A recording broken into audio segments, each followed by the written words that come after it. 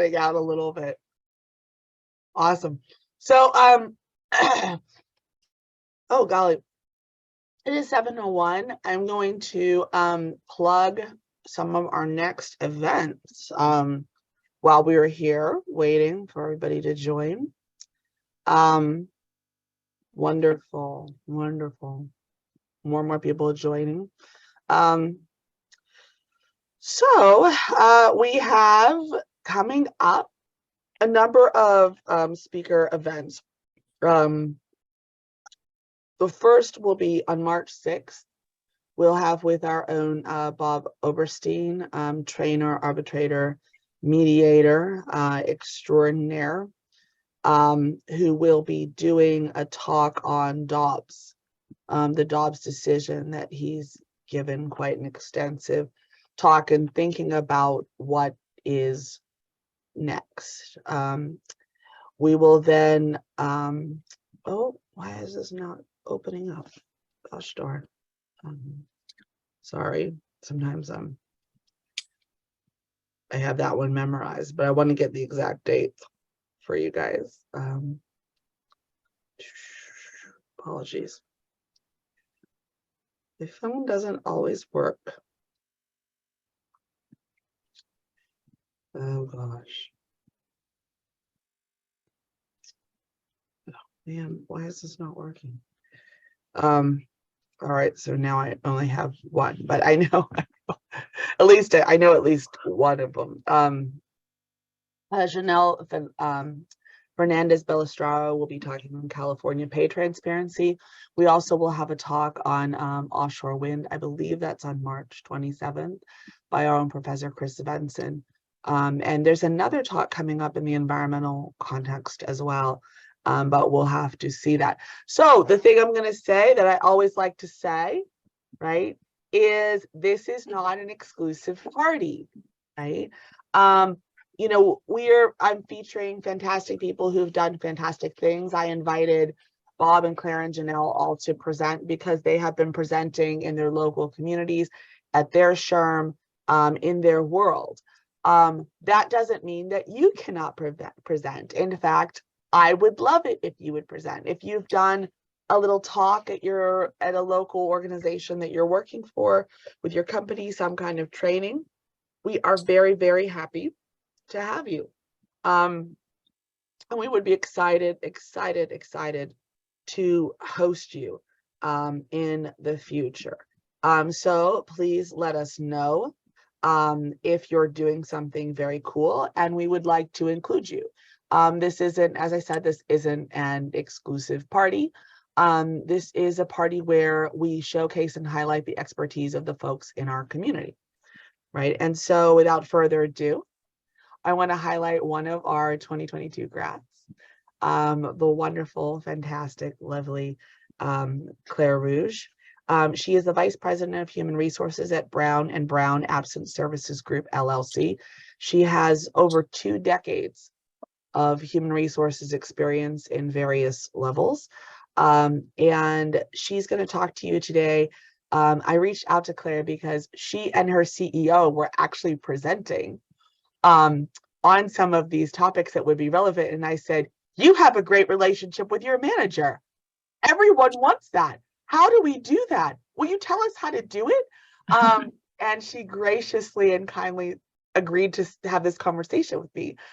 So I am excited to have this conversation with her today. And the title of the conversation will be Making Workplaces Safe Spaces, Allyship Journeys. And so we're going to talk about that. All right, so without further ado, I'm going to ask Claire. So Claire, I have a question. Thank you so much. What a great background too. I love to see everybody's various backgrounds. So I'm excited to speak with you today. I introduced a little bit of your role and your experience, but I wanted to ask you about your current role, your title, and what you do day to day, if you'd be willing to share. Absolutely, and thank you so much for having me. I feel so honored that you wanted me to present. And I never thought I would say this because I was so tired by the end of the program, but I miss being in school.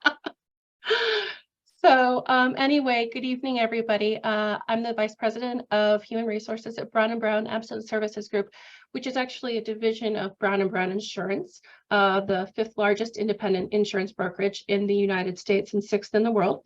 We're publicly traded on the New York Stock Exchange. Our stock symbol is actually BRO, which of course Brown & Brown, but it's in all the conference rooms and the lobbies. And when I am on camera with somebody that's not part of Brown & Brown, they're like, why does it say bro behind you? Which is, I'm like, because we're all so congenial, you know, everybody's a bro. So it is kind of funny.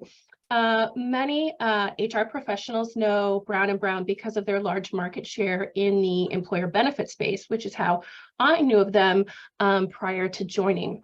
In terms of my day-to-day work, my first response would be, I go to meetings. That feels like such a big part of what I do. And fortunately or unfortunately, it's about 60 to 70% of how my time gets allotted is in meetings.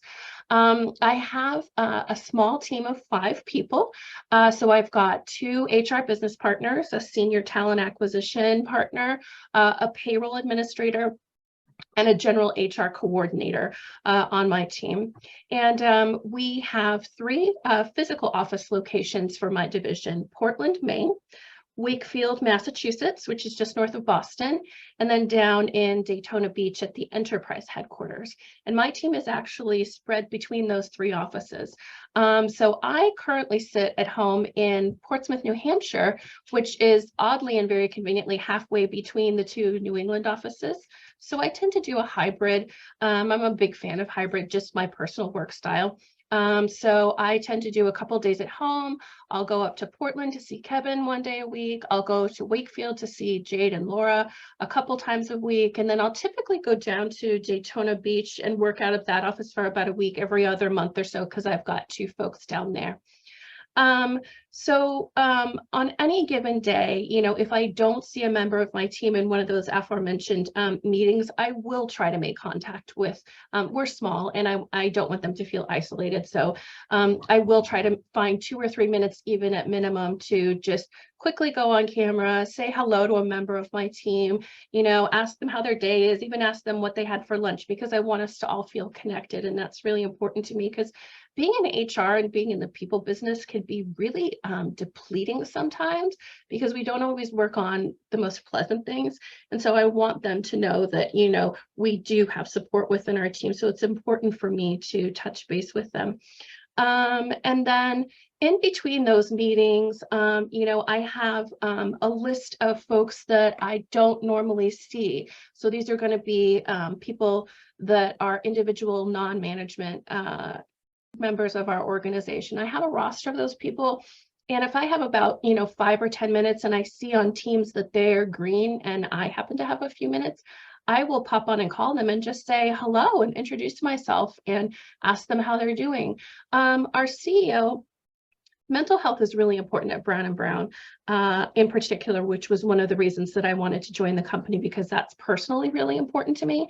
But our CEO, who's my boss, said recently, you know, as he was sort of getting his paradigm shift around having people not be butts in seats, and that hybrid is here to stay, and that we are hiring people from all over the organization, some of whom are all over the country, excuse me, some of whom are not associated with an office and that we may never see, that he said, you know, I don't care, we don't care where you are, we care how you are. And that really stuck with me. And I thought, there's no excuse for me to not make contact with everybody within my division when we're only 300 people. So that's kind of a mission that I have.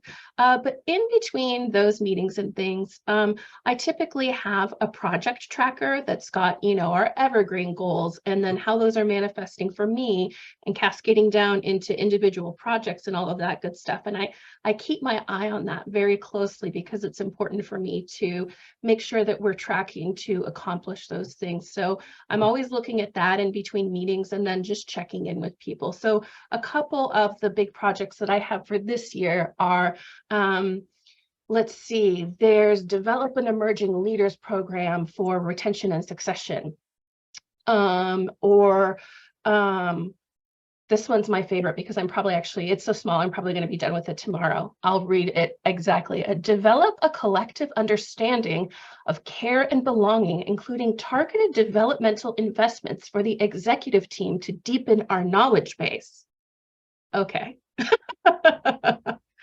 So those are some of the things that I work on. And then other than that, I do have a lot of latitude as the head of HR for my division to find things to work on and to, get curious about things and make sure that I have a lot of business acumen so that I can ensure that our programs and our service delivery are meaningful to the organization. So I do have that latitude. If I see something that needs to be done or I want to be done, I can get a team together to go do it.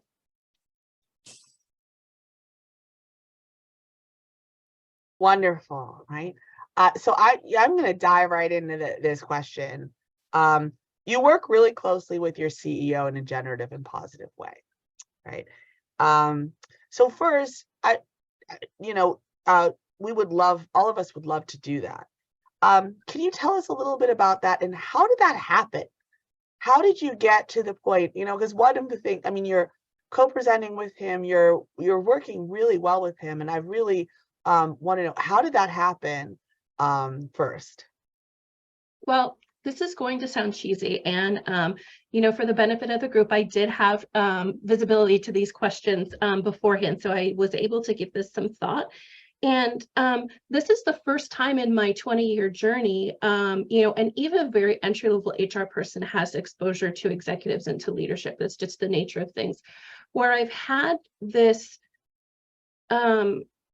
this ability to really be in lockstep on a lot of things with my boss. And I was thinking about how we got there. And I think one is his desire, his desire to be in lockstep with me and have this role really be supportive of him and be his thought partner and his sounding board. So his openness to that, I think, is crucial, because we've all met leaders who aren't open to that and who don't value that. But the other reason that I think we've been successful is because of my journey with self-acceptance. So I have been, over the past few years, really working on figuring out who, like, my most authentic version of myself is, and not falling into those traps of like downplaying what I bring to the table or all of the things that got me where I am, and embracing those, and even embracing like my idiosyncrasies, and being willing to be vulnerable, being willing to say, I don't know, or I'm wrong, which I love being wrong because that means I'm going to learn something, or, wow, I'm really ignorant on that topic, I need to educate myself. And because I've been getting into that space, I bring my authentic self to my interactions with people as often as possible. And I'm not worrying about getting ahead. I'm not worrying about what they think. I'm not worrying about making a good impression. I'm just worried. I'm not worried. I'm just being myself and hoping that I have a good outcome and trying to stay optimistic about my life. And I think that that has made a huge difference going into this organization last May, in my ability to cultivate these really authentic relationships where we go out of sort of the gate of trusting each other. And I really think that that has made a difference. So, I can you recommend tips for those of us who would like to two things, to spark those collaborations or to become our authentic self? Right. I mean, I think that that's actually a really because I hope that the program helps people do that. But I think that becoming your authentic self, I really feel that. And so thank you for sharing that. So any tips to think about, how do you spark these things? How do you get it going? And how do you become? Right. It sounds like you've been in a process of becoming. And I love that journey and that way of thinking. Yeah, I mean, so for me, it's recognizing that I am imperfect. Like on my Instagram account, my hashtag is my imperfect journey. So recognizing that I'm going to mess up, that I'm going to make mistakes, that I might offend somebody, that I'm going to say the wrong thing, that I'm going to wear the wrong thing to an event. And you know what? That is totally fine. It's completely fine. It doesn't matter. It's my journey and it's valid.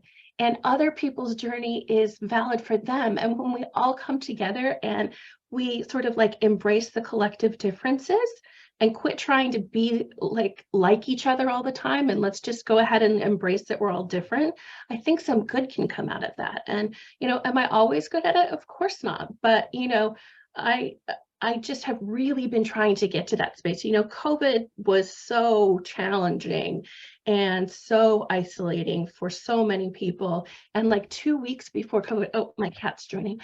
So 2 weeks before COVID, I actually got laid off from my last job. And I didn't know what I was going to do. And I went through 2 years of not working before I got this job.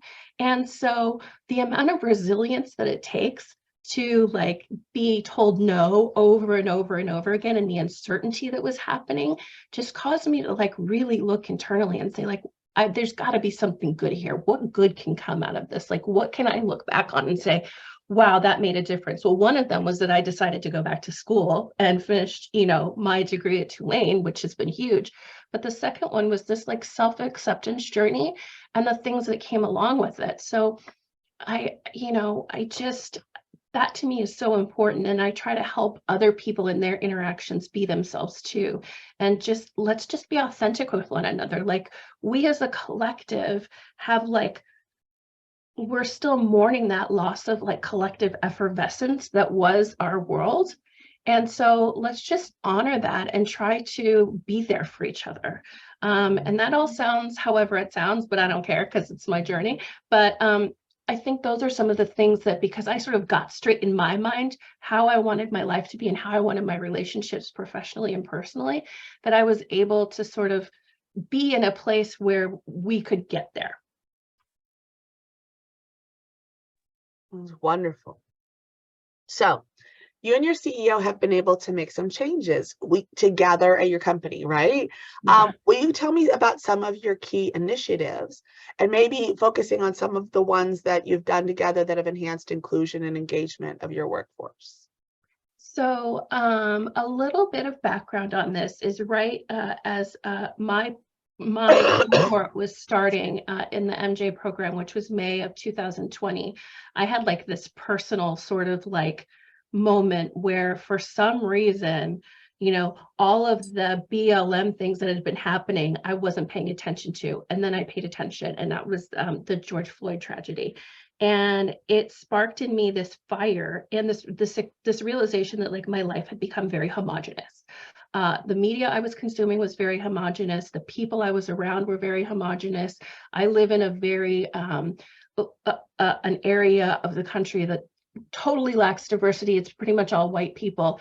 And I had sort of allowed that to be okay. And so I got really committed to changing that. And so that became sort of something that was always in my mind all the time. So when I was looking for my next role, I wanted to make sure that the organization I was with had something around diversity, inclusion, and belonging. Something needed to be there. This had to be on their radar, because I knew that if it wasn't, that I was going to continue to have this lack of diversity in my narrative. And so when I was interviewing for this role, a couple of the people that were on the panel, who are now my wonderful colleagues, were the people that started the DIB program at my division, because at the enterprise level, there wasn't anything yet.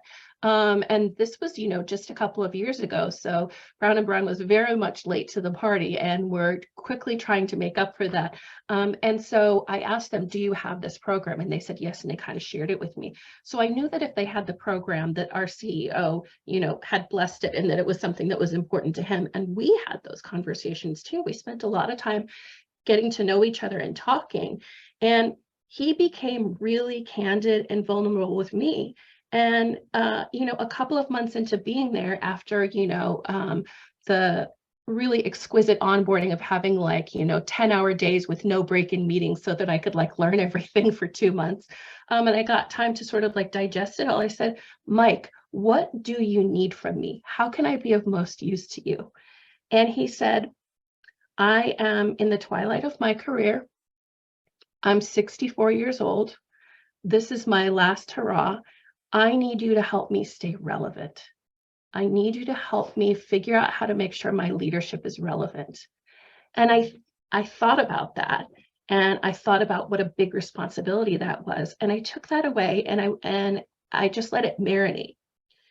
And I was thinking about other things, and things were amalgamizing and gelling as I was sort of settling in and letting things sort of, make connections, and looking at things like survey data and where did we sit in terms of like the makeup of, the gender makeup, the racial makeup of our organization. What did absent services at Brown and Brown look like? Because I knew what the enterprise looked like, which is, as you can imagine, the insurance industry, it's all white guys. And I took a look at our executive team, which of course I looked at previously, and I saw that we're 12 people, and 7 of us are women. And so that was something that sort of set my mind at ease about even talking with somebody about a role in their organization in this male white dominated industry, was that there were more women than men on the team. We're all white, but at least there's women, right? And so I was thinking about all of these things and the diversity stuff, and looking at our survey and knowing that we needed to make a difference. And around that time that all this stuff was simmering, I was sitting in the virtual equivalent of the back of the room at a meeting, talking about Women's Equality Day and what we were going to do to recognize Women's Equality Day. Because of course, we need a day to have equality. That's very important that we have that one day. And so I asked another VP in another business line that was working on that with me, do you think Mike would ever want to say something about this? What do you think? I mean, he obviously thinks that women deserve to be in leadership, and he's like this secret ally to women. Do you think he would engage me in something around this to kind of commemorate this? She's like, I mean, you can ask, I don't know. And I sent him an email that had I was writing a piece about how men can be better allies to women in the workplace that was going to be published on this thing. And I said, hey, Mike, would you be willing to engage me in some form or fashion about how men can be better allies to women in the workplace? Because I've discovered that, when men see other men standing up and declaring themselves as allies to women in the workplace, they feel safer to join in. And if you, as the typical CEO, white, cisgendered, male, wealthy, right? And goes to the country club on the weekends, all the things, the Rolex, everything, you can't get more textbook than Mike. If you would be willing to do this with me, who else would be willing to step up? And all I was thinking about was women at the time, because it was Women's Equality Day.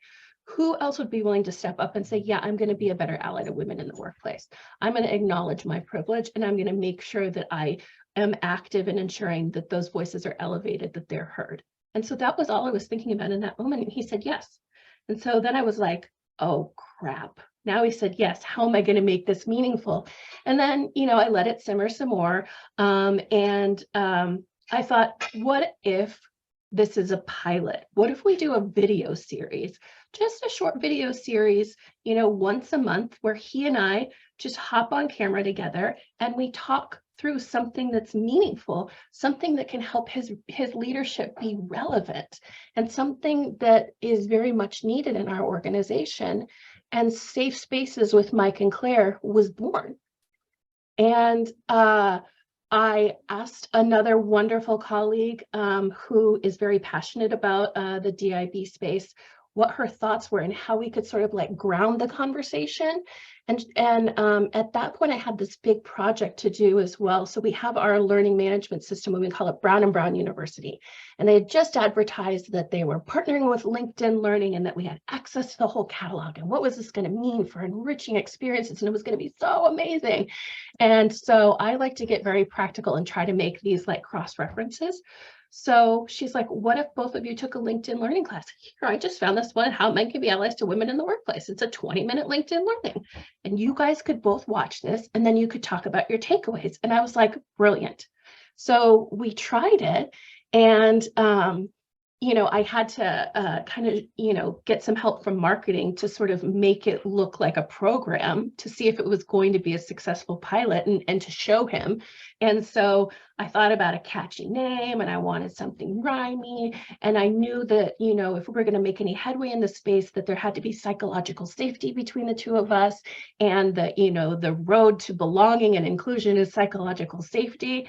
And so it's called Safe Spaces. And it's this virtual place where he, in all who he is, in all of his Mike-ness, can come talk with me and be vulnerable and learn about things that really matter, and talk about it, and talk about, what has happened in the past, and now how might his behaviors and his perspectives change based on what we learned. So like when we did the how men can be a better ally to women in the workplace, he said, I watched this video with this facilitator and these were my takeaways. And he was very candid, and he said, I never knew about this concept of emotional labor in the workplace, and how we saddle women with the emotional labor, whether it's taking minutes in meetings or making sure that the snacks are out for, the celebration. He's like, I can take muffins out of a box just as well as my admin can. Like, I'm perfectly capable of doing that. And I had no idea that all this time I was leaving that to other people. And so or birthdays or just any of these things that, go under this umbrella of emotional labor. And so he had these takeaways, and we were able to have this really productive conversation. And through the magic of editing, I was able to put this together and show it to him and say, what do you think? Is this something that you're comfortable with me releasing? And now it's on Instagram, it's on LinkedIn, it's internal. And so it worked. And I think part of that is that, he was ready to sort of try something else on and be vulnerable. But I think it was also that we had established this trust, because I said, I'm just going to be who I am. And I'm going to tell you how I feel about things. And I'm going to give you my advice and counsel. And if you want to take it, great. If you don't, I will outline for you all the risks associated with your course of action, and we will keep moving, right? Just like a normal person. But the stars aligned and it worked. So has this growth, has it led to, because this kind of goes to the next question, right? I mean, and you've talked a little bit about building trust and expanding that relationship, taking risks together, being authentic.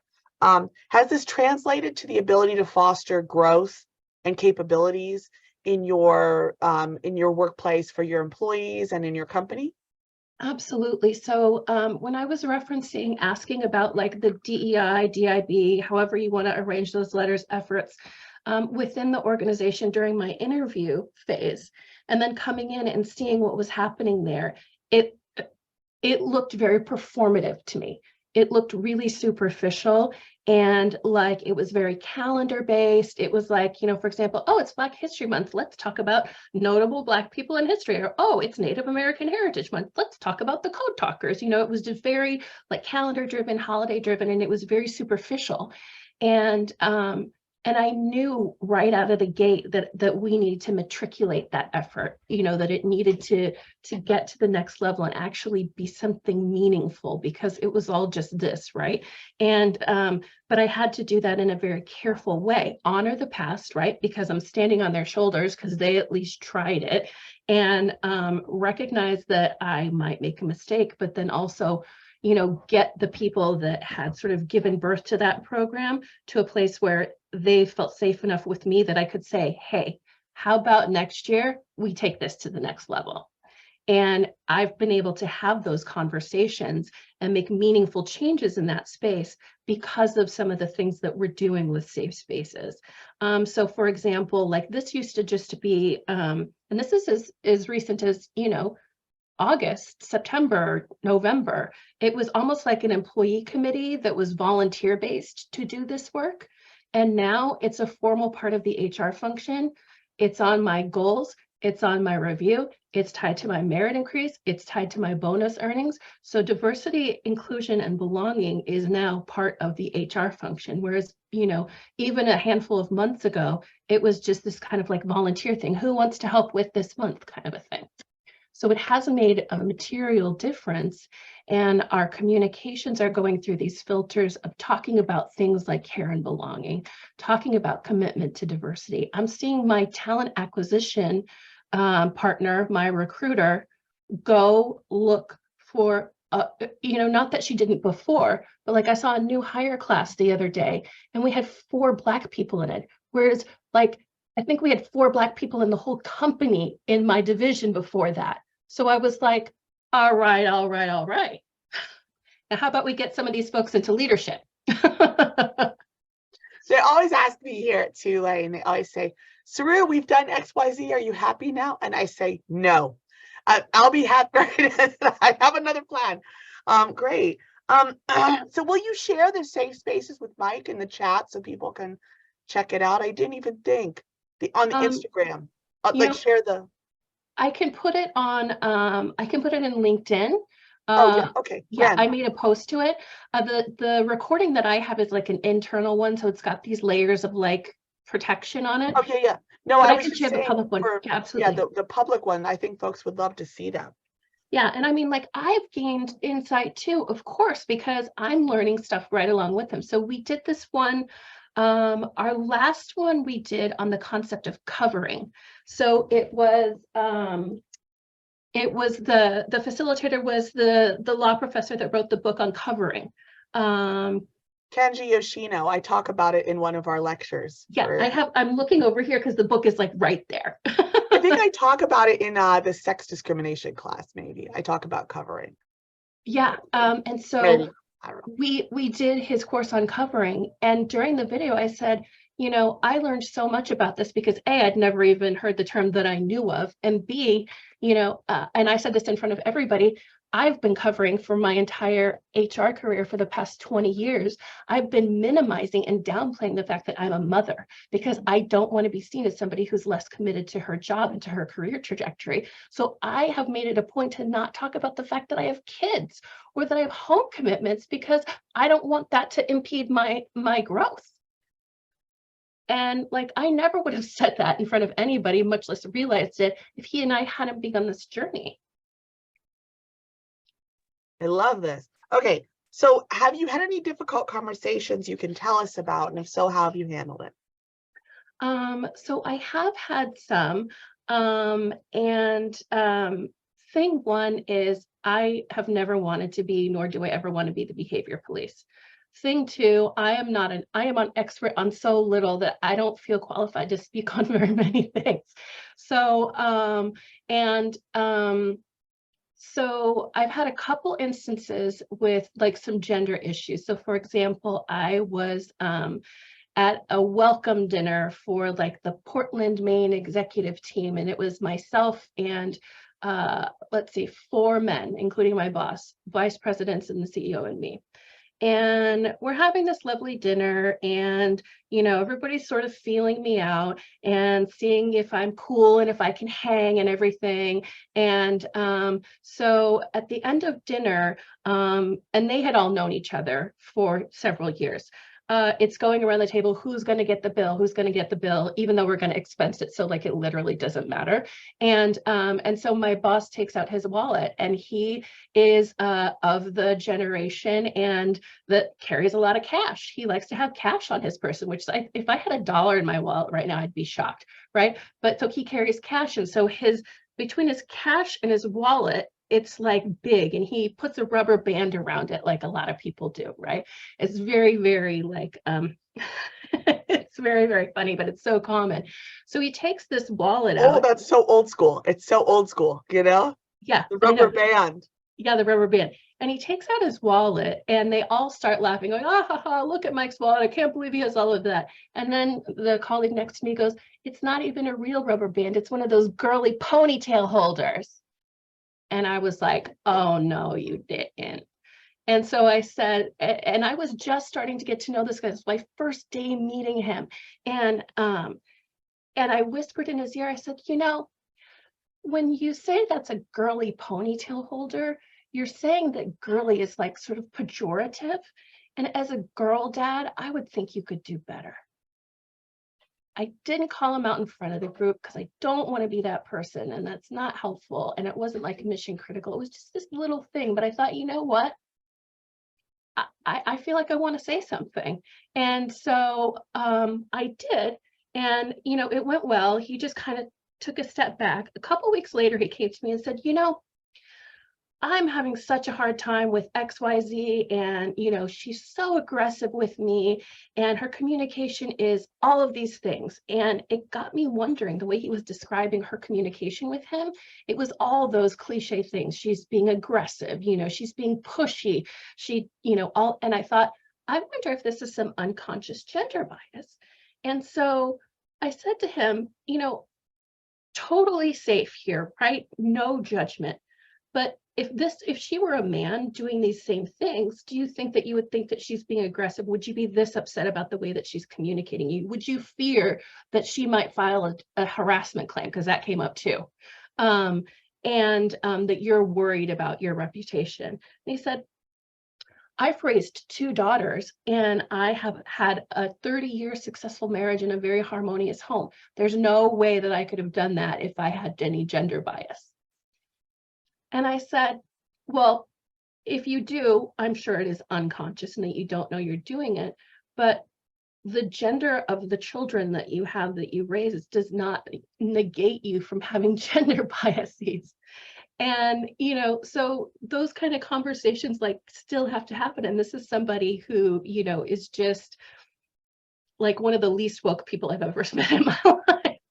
But yeah, so I have had those conversations. And it's just, you know, talking about privilege and things. And I remember sitting in a meeting where we were on like a wage, it was like a compensation work group. Do we need to adjust our wage bands? And chatting with a senior vice president in my organization who had no idea that there was wage inequity between the genders. And he goes, we don't do that. That doesn't exist. Okay. So you kind of answered this question. I was going to ask you this. I was saying, you know, your CEO is a person who is growing in consciousness, right? Yeah. So, you know, and he seems to care deeply about these issues. What if you don't have the ideal management partner? You started to kind of answer this, right? And you know, one of the answers I'm hearing is like patience, education, and repetition, right? I mean, every educator knows, and as human resources professionals, you know, people managers of all sorts, right? Because we're not just HR people, we have a lot of people managing.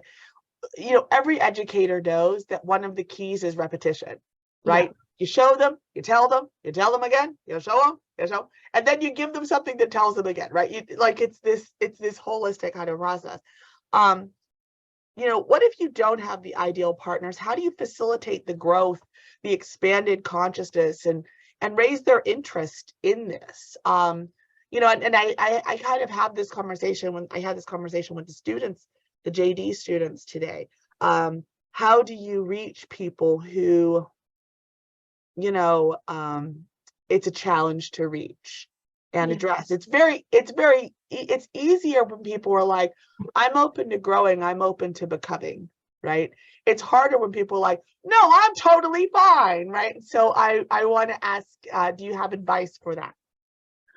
So one thing I would say is, you know, definitely to your point, repetition. You know, a lot of this hinges on our credibility as HR practitioners. And so anything we can do to enhance our credibility and come to the table with that, you know, that humble confidence, I think is perfect. And then the other thing is, fortunately, there are people that are a lot smarter than me that have made the business case for why diversity, equity, inclusion, and belonging is important, and the business outcomes that can occur when we have a diverse set of people bringing their minds together to come up with solutions and come up with ideas, because they feel safe enough to bring their authentic selves to work. And we have that richness of perspective and experience. And so there are numbers out there. So, if nothing else, even though, maybe they don't care about it being the right thing to do, the business case is there for them to do it. And so that translates to dollars. And so that's usually pretty compelling. And it may not happen at once, but it can happen, over time. And so it's like, we play the long game in HR, right? We don't expect change overnight. This is the long game. And we, hopefully see the seeds that we plant, bear fruit at some point, but it's worth it to plant those seeds and to keep watering it, because one day it will bear fruit. And, maybe like the gods aligned this time around for me, but in my next role, I might not have that. And I might have somebody who doesn't think it's a priority, or doesn't need doesn't feel like they need to do the work, that they're like woke enough, and that, they're, whatever. And they don't need to engage in an active allyship journey. And so I have to be prepared for that too, because, I've got a long career ahead of me as well. But numbers, just kind of like when we sell anything else, right? Let's say we want a new software program and it's going to be $4 million and it's going to be, 6 months to implementation. How do we sell that to our organization to make a capital investment like that? Well, we bring them the numbers and we talk about, it sounds terrible, but, I can cut 2 HR admins for that. And, we can employ employee self-service and we're going to save this much money. And, I can spend my time doing other things. So numbers. Wonderful. Okay, so we have been talking for 40 minutes. I'm gonna give two more questions, and then, because I could talk to you all night about this stuff, because I am always very interested to hear how and I'm somebody who really cares about reaching folks, and you've done a really good job in your organization, so I'm hungry for more. But 2 questions, right? The first is, you graduated in May 2022, right? Into this role, but you had before kind of like almost 20 years of experience. Can you tell us how the program contributed to the work that you're currently doing? Did it, and what was most helpful, and what people who are currently students should kind of take advantage of these kind of questions? So I use my learning from the program almost every day.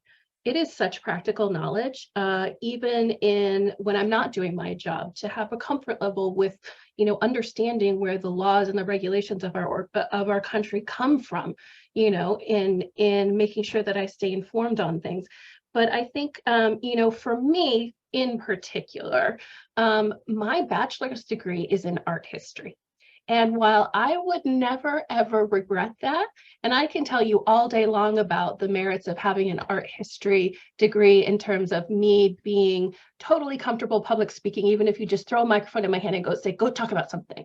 I'm a really good researcher. I'm a really good writer. I can think about things in context and layers and things like that. So I have this critical thinking and evaluation skills. So all those things I think are really important that I got out of studying art history. But I couldn't help but wonder how many times I was getting passed over, even though I'd had all these great jobs and done everything, that I was getting passed over for executive level jobs. And so I knew I needed to go to graduate school, but I didn't want to do an MBA. I didn't want to do a master's degree in HR, snooze fest, right? And I thought, what is my favorite part about my job? My favorite part about my job is that everything I do is grounded in the law. And so that was why I picked this program. But I'm convinced that the reason the reason that they called me to interview for this position is because of my degree from Tulane. Now that got me my foot in the door, right? Wow, she's got a master's degree in employment law. That's amazing. So let's talk to her, because she obviously has some expertise here. I was able to tell them and share with them my history and what I'm passionate about and the things that I could do for their people organization. And my experience got me the job, but my education got me the door. Wonderful. Excellent. Okay, so you have all this experience in HR and degree. Any advice for your colleagues, particularly in how the industry might be changing and how to respond to these changes? So I'll ask that question, and then I will open it up for folks to kind of ask questions as well. The landscape of what we do is changing in that over the, the years of COVID, those people that were on the outside that didn't believe that HR was really important in an organization have now realized that we are really important in an organization, that we need a seat at the table. So for those late bloomers, that has taken place. The mental health crisis that is now a public health issue has made it so that, people who wouldn't normally think about that being a major issue within our workforce are now talking about it like all the time. And I'm able to circulate an article to my leaders that talks about and it was just this little Harvard Business Review thing about, the way leadership has changed and the emotional labor that leaders have to exhibit now. Yes, we see our people as human beings more than we used to, but they're relying on us for so much more emotional support.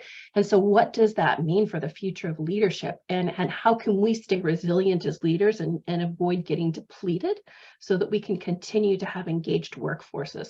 So these are some of the things that are these big ideas that have material impact on humanity that are now becoming part of our realm, which I think is amazing and really important. Wonderful. Excellent. So Claire, thank you so much for coming. One of the things I always love to say is that when you come to immersion or you are with the program, somebody in the program has the job you want, somebody in the program wants the job you have. And this is an opportunity for people who want the job you have to ask you questions and think about how to get that job. And so one of the things I love about this is that we're doing some about where it's, kind of like leadership, and some that are about mentorship, and some that are about law. And this is very much helping people think about where do they want to go next, what they want to do. So I'm going to open it up to questions if people have questions, and I will kind of keep a queue. So I'm opening up for questions.